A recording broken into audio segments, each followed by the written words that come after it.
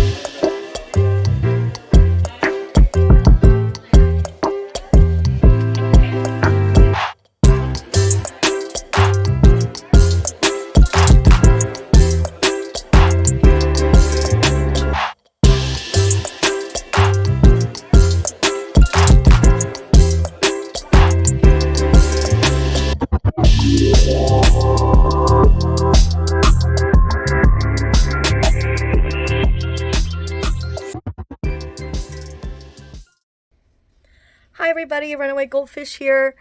For those of you who don't know me, I am an artist on the internet, so welcome. And also, it is Wednesday, October 23rd. If you've been keeping up with my blog posts on my website, you will know that I am headed to Pasadena, California for Lightbox Expo. But the thing is, I am going to be leaving very early tomorrow morning, red eye, for a few things. I figure since I was going to be in Pasadena, I figure I would go visit Universal Studios for their Halloween Horror Nights. And if anyone knows me, they know that I am a very big Halloween fan. And I'm also hoping that while I'm there, I can go do some other Halloween stuff. But the main focus of me going to Pasadena is Lightbox Expo, which I kind of wish that I knew that they were doing some day zero activities earlier, but it's okay. We move on with that. So I'm just going to make sure that, I start the day, or start the, week, or my Pasadena visit, right? So I kind of want to do something celebratory because this is kind of a big thing. For those who don't know what Lightbox Expo is, it's basically an industry-oriented convention. As opposed to places like Comic-Con or like any anime convention, it's not so much fan focused. It's more about the artists behind the things that you love. So you got the artists who make your video games, your animations, your movies, your TV shows. People like that are going to be there. And in addition, there's also going to be recruiters and people who are doing looks like someone came home. I'm doing a little vlog thing. Yeah. So yeah, I'm going to be, what was I talking about? Oh yeah, there's gonna be a bunch of recruiters there, and I'm hoping to get some feedback while I'm there. I'm a little nervous because it's the first time I've done something like industry-oriented. If you've followed me along, you can tell that I'm very DIY, very, self-taught artist, through and through. It's a lot of, creative problem solving and figuring things out. So I'm a little intimidated, but luckily I will be having a friend who is also an artist. And actually, I met her at the Aaron Blaze workshop that I did a couple years ago. So this will be really exciting. So at least, I'm not doing this by myself, but we're both going to go in there, keep an open mind, and hope for the best. I mean, I think it'd be good for me to share some of my feelings so far. I am feeling a little nervous, like I've said, because there are going to be a lot of industry people, and I've met artists, and I feel like being in the art scene in Washington is so much different than, well, first off, it's going to have, each area is going to have like their own art scene, so the vibe is going to be different altogether. And I am kind of curious to know how that's going to how different that's going to be compared to what I'm used to. I feel like a lot of artists in Seattle are very like art for the sake of art as opposed to art for entertainment, which is going to be a whole different beast. And as far as Lightbox goes, I do have my badge, so I'm hoping that with my badge I can just, there's no will call or anything. I could just put my lanyard on and just go. And then, but I did find out. That's Kino. He's deciding to say hi. But with sorry you guys, apparently he's feeling really talkative today. You know, the struggles of owning a bird. But so the way the process works when you sign up for Lightbox Expo is just like any convention. You get your badge, like you go online, you register, you get your badge. But there's a couple of different things I did want to go over as we kind of make our way to Lightbox Expo. One of the things I wanted to mention is that once you register, you do have the option for will call or to get your badge sent to you. Like I said, I have my badge sent to me, so I don't have to worry about lines at will call, because apparently, based on some of the research, lines are going to have to be a thing. But once we arrive, there's going to be a bunch of different panels, which I have a lot of panels that I had planned. And my panel planning is very meticulous, and it's very strategic and precise.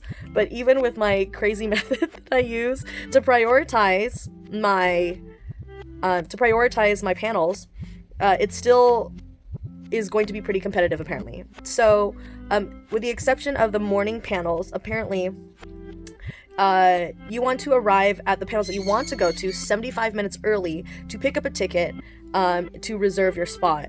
So with that being said, that means there are only so many panels I'll be able to attend to, because I have to arrive early enough to reserve my spot, while also attending the panels that I'm actually going to be in. So it'll be very interesting. But luckily, I am I have a very good idea of what I'm looking for and what I'm there for. I feel like if you asked me that a year before, I wouldn't have known. But now I think I've come into this interesting place in my art journey where I have a pretty good idea of what I want to do moving forward.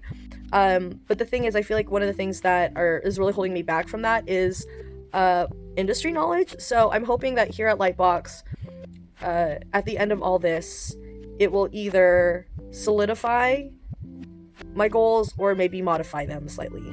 I don't know. We shall see. Another thing I wanted to mention too is, like, once you register, they have something called an artist database, where I guess like any of the sponsors can go through the whole database of artists that are attending Lightbox, go through their portfolios and request time with them, I guess. And then another opportunity is also portfolio reviews, which I have a bit of a gripe with portfolio reviews, but I'm hoping that maybe it's going to be a lot. What am I trying to say? It didn't go well for me. I'm hoping that that's just a way for another opportunity to show, versus having that becoming a punishing act later. Does that make sense? They have a lottery for recruiters, where all the artists can go into a separate system, sign up for a portfolio review, and they can get that portfolio review through a lottery. And there's a lot of crazy communication. There's a lot of things that are said via Discord, and communication's kind of all over the place. So it's not really, I wouldn't say it's first timer friendly. It definitely rewards people who are coming back, which I can see why that would be the case. There is definitely a lot of like nuance and tricks to this convention, I'm noticing. I did get into the lottery, but because I thought, well, one, the system is a little confusing. first, they give it to you via email, and second, you only have 48 hours to respond. Well, on the 20th, I actually got my lottery earlier than expected, and when I checked on the 22nd, it already had been too late. So I did get the lottery, and I did get the spot that I really wanted, but then I lost it because I didn't get in it time. And also, yeah, it's all kinds of crazy. I kind of wish that I knew that it was an email thing that you had to respond to, as opposed to, like, I thought you had to check back in to into the site. Anyways, it was very confusing. But something for me to note for next time. Hopefully, if you want to go to Lightbox Expo, that's something you can think about for later. Yeah, so right now I'm kind of in a weird brain spiral because I'm trying to determine how much I should be focusing on my portfolio. I mean, you should always be focusing on portfolio, but there's a lot to do. And was that now we have the artist database. I had to make, in theory, I tried to put together a portfolio for the portfolio reviews and I didn't make it. But now they are asking, like, let's say I do run into somebody who is just doing an impromptu portfolio review. I should have that ready. But the hard part is I need to have some sort of media, basically meaning that I need to have like a tablet. I have a Microsoft Surface that I could technically put a folder of my portfolio in. But my tablet isn't functioning very well. It's getting to the point where I don't want to bring it, and I'm hoping that putting my portfolio on my phone is going to be enough. Another alternative I have is Kara. I do talk about it in my blog, and I could post a link down below, so I don't really talk too much about it. Currently what I'm using for my portfolio. But I am a little worried that internet isn't going to be available where we're at because convention centers just are like that sometimes. We'll see. So I think what I'm going to end up doing is putting my portfolio on my phone and then upload as much as I can onto Kara, and then just hope for the best. I don't know if my phone can actually do the things I need it to do as far as portfolio stuff goes, but I don't know, we're gonna work with what we got. You know, that's the kind of work that we do here, though. Like, I feel like if it wasn't a technological nightmare on my end, then is it really a goldfish blog? Anyways, okay, I'm gonna continue getting things ready. My flight is going to be at 6:30, so apparently baggage claim doesn't open until 3:30 or 4:30. I have to double check. So I don't know, at this point I figure I just do an all-nighter. I'm usually up late, but never like that late, but I feel like at this point I might as well. I'll just conk out on the plane, I guess. It's just gonna be a long, tired day, so wish me luck, and I'll check in with you, I guess, later. Bye! Okay, hey, so it's been a bit of a clustercluck this morning. Apparently my flight got canceled, so now I'm sitting here eating my $20 breakfast, which isn't ideal. But I got myself a dilettante coffee, which I really love dilettante. A lot of fond memories of dilettante. But now I have to sit here and wait for about an hour to hear back from Alaska Airlines. You hope that they have the gate number, and it's not fun because they've got gates everywhere, and this airport is huge. So let's see what happens.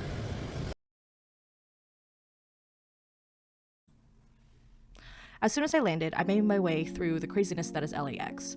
Originally, I planned to land in Burbank, but because my flight was rerouted, I traveled twice the distance. This forced me to pay twice as much for my Lyft than intended, but, you know, looking back, paying for the cheaper Alaska option actually made my ticket technically more expensive. But, you know, I don't fly often, and I've never experienced a flight cancellation before. I don't know anyone who doesn't hate flight changes, especially so early in the morning, but my gate ended up being pretty close to where I was, so things turned out okay. But I'm already in LA, so there's no way for me to go back in time. My driver was very friendly. She didn't speak a lot of English, but was an amazing driver regardless. And despite the issues I was experiencing, it still made for a quiet, calm ride, which is exactly what I needed after getting less than 3 hours of sleep, you know, and dealing with the hustle and bustle of LAX. We drove to Glendale, California, to the Brand Hotel, which is where I was staying. The hotel wasn't the fanciest spot, but it was comfortable enough for a single night stay. There's a Porto's close by, which is a bakery, cafe sort of thing. So delicious. And there were some shops close by, and it was right in front of a bus stop. I wasn't fond of the flight of stairs at the entrance, but, you know, I managed, and the staff was more than happy to help me out. But I do highly recommend doing some research on the hotel if you ever plan on staying here in the future. If you want to see my full review of my stay, as well as joining me on my adventure to Halloween Horror Nights at Universal Studios, please subscribe to my channel, or better yet, subscribe to my Patreon. I've actually been considering making that maybe a Patreon exclusive. I haven't decided yet, but if you want to check that out, I implore you to do the things. But I also discovered something really cool on Lyft that I didn't know about, but you can actually prioritize women/non-binary drivers if that's something important to you. I don't do ride shares often, but I wanted to shout out this really cool feature in case it's something that is important to you. So yeah, but I arrived to my hotel to nap for a few minutes, and then I headed out for my adventure to Universal Studios. So otherwise, this concludes day 0 of my Pasadena trip.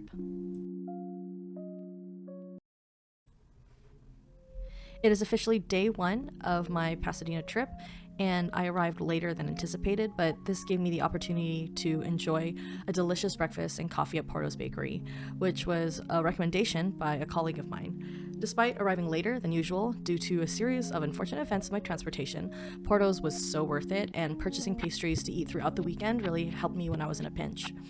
When it came to conventions, I'm notorious for running on fumes, anxiety, and adrenaline. But 5-star recommendations on Porto's, 0-star recommendation on approaching conventions this way. When I attended LBX, I had forgotten that this would be an event that writers could also attend, not just visual artists.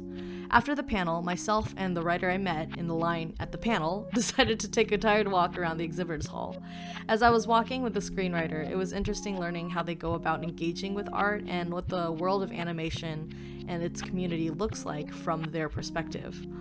I've always had an appreciation for writers, but I was feeling really enlightened by our interaction. The hall had so much to look at, and it was very overwhelming, but I think the fact I hadn't eaten added to that experience. I ended the night with pho with friends and the film festival right after. The pho restaurant was about a 15-minute walk and was pretty empty when we arrived. Anyone who knows me knows I am a connoisseur of pho, and I'm happy to say that their food was delicious, and the film festival was an enjoyable and intriguing time. It gave me a good idea of what animators are doing nowadays and the themes that people are looking for. Sometimes when I watch other people's work, I usually get an especially bad case of imposter syndrome, but it was interesting experiencing the festival purely from an observational/scholarly perspective. After watching everyone's work, the only feeling I got was inspired and more motivated to continue pursuing the work I've been doing. To make up for yesterday's tardiness, the roommate and I got up as early as possible. I wrapped a Porto's pastry with my hot tea so I could be fully prepared to sit in line for my first panel of the day. When we arrived, I was not disappointed. The line to just get into the building wrapped around it and went down 2 blocks. I think it's crazy and a little disappointing to have to show up 75 minutes early to a panel just to pick up a ticket for said panel, but it wasn't a make or break moment for me. But also, this year, there weren't any panels that I felt compelled to attend first thing in the morning, which worked to my benefit. Next year, if they decide to keep their line system, I will have more realistic expectations to set for myself and can plan around that because I was very tired the whole weekend of LBX. And I felt a little out of my element, and it felt a bit small compared to some of the artists I was running into that day. And I also felt that everyone had their flex game on. It was probably because of, portfolio reviews and stuff, but it was interesting because I was in a position where talking about my specific art skills and repetition gave me more confidence. And it kind of validated the value in my own abilities as well, even though I was, having my feelings. After leaving the line, I ended up in the Civic Auditorium for a more laid-back presentation on directing animation. Over the weekend, I learned that if there was a panel at the Civic Auditorium, I would try to avoid it. I learned that the Civic Auditorium was mostly created for generalized information, and it didn't serve me in a way the smaller, more intimate panels did, which makes sense. But the venue was a great low-key place to sit, decompress, while still being a participant of something. For the future, though, this helps me prioritize the panels based on the buildings they are hosted in. With food in my belly, it was time I stood in line for The Journey of a Self-Taught Artist, which would be my last panel of the day. There was a lot of great information to come out of this panel, but I found myself getting really emotional. It gave me a lot of interesting insight on the relationship between studios, self-taught artists, and how that term is defined. And I'm possibly going to share a deeper opinion on Patreon. I think the term self-taught artist is used very loosely, or I need to be more liberal in my idea of what a self-taught artist is. I went into the panel thinking that my experience would be validated, but it actually felt more isolating, and I felt the people who were saying they were self-taught weren't actually using the term correctly. I don't know. I do have like a lot of big feelings, and I think it's something I still need to, sit on a little bit. But yeah, other than that, it was a really great panel aside from my own personal feelings, because there was a lot of information that they shared that I definitely took notes on and will be utilizing for myself in the future. When we arrived, we actually made it early enough for me to make it into my first panel of the day, which was the Creative Director panel. The panel was very full and was led by the people at Luminous Blue Studios. As someone who is already a creative director for a project, this helped further solidify my concurrent goals and validated my experience on some things I was already dealing with. It left me feeling motivated to continue to do the things I've been doing and be more intentional on the path that I was already on.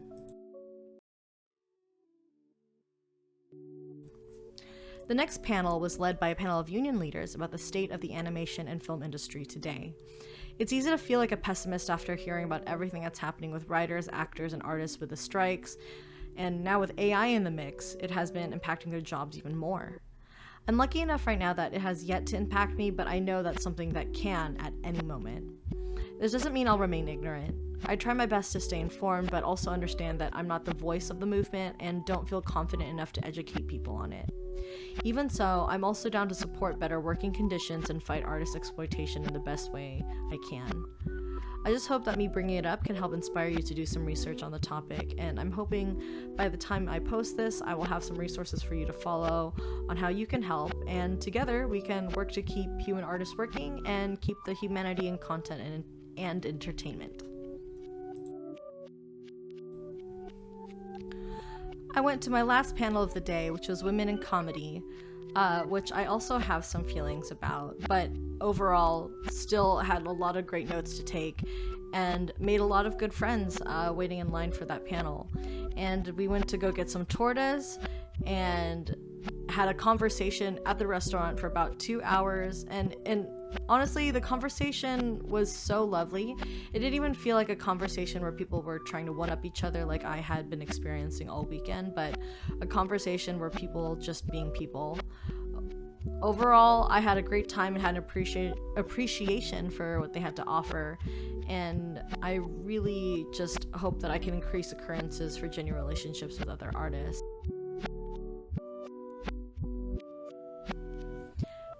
It was the end of the night, and my roommate and I decided to stay up way too late making jokes and reflecting on the weekend. I felt like I really matured over that weekend and came to a realization that I was already doing the thing that many artists strive for, and now I'm on a track to test my endurance. I know for me, I left having a better idea of what I wanted, but an even bigger idea of what I didn't want. I think we both came to some deep realizations about our careers in a very melancholic way. Thanks again, everyone who stayed and watched the whole video. I appreciate it so much. When I was at the expo, I noticed I had a very particular superpower, and that was bringing artists together for engaging conversation. And I feel like because of this, it made me realize not only what I could bring to the table within the entertainment industry, but also in the art world in general. And it also made me realize that as much as I really love art, I don't feel like it was ever my goal to be the best artist ever. And I think art for me has mostly, I guess in general, has always been a way of communication. It's been a way for me to share my thoughts and ideas in a more clear and concise way. I guess visual communication. But, after realizing this, it was kind of relieving because I feel like I've had a lot of big aspirations that have just been really hovering over my head. And, just from the first group of artists that I met on the first day, it really dawned on me that if I want to continue to have those experiences, that I should really lean into that ability. But, these are things for me to continue to think on. But I also understand the world is kind of in a weird place right now. So even for me, things are a little up in the air. I'm not quite sure what the future is going to hold or, where things are going to be. But, if you want to continue to see what happens, I encourage you to subscribe to the channel. Or if you want to support me on my journey, you can join me on Patreon for just $1 a month, where you can get exclusive content, discounts on my art and merchandise, while also finding one singular place where I post everything across all platforms, so you don't have to chase me down on all these different social medias, because there's a lot of them these days. But yeah, well, it is December. It's officially December now, so I hope you guys have a wonderful holiday. I'm not quite sure when I'll be posting next.